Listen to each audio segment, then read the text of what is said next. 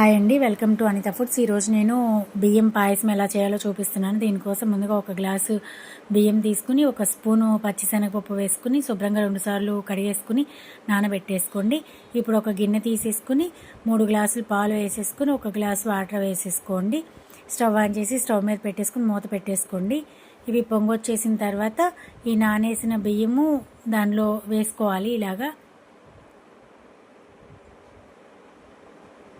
మొత్తం వేసుకుని ఇలాగా కలుపుకుంటూ ఉండండి. మీడియం ఫ్లేమ్లో పెట్టుకోండి. హై ఫ్లేమ్లో పెడితే మళ్ళీ పొంగు వస్తూ ఉంటుంది అనమాట.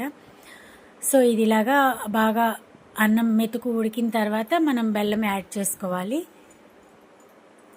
ఒకసారి ఇలాగ చూసుకోండి.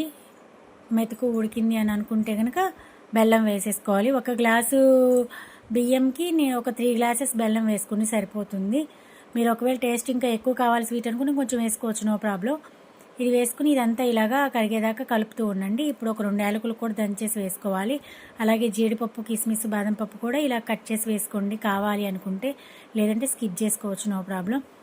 అలాగే ఒక పావు స్పూన్ సాల్ట్ కూడా కొద్దిగా వేసుకోండి, బాగుంటుంది టేస్ట్.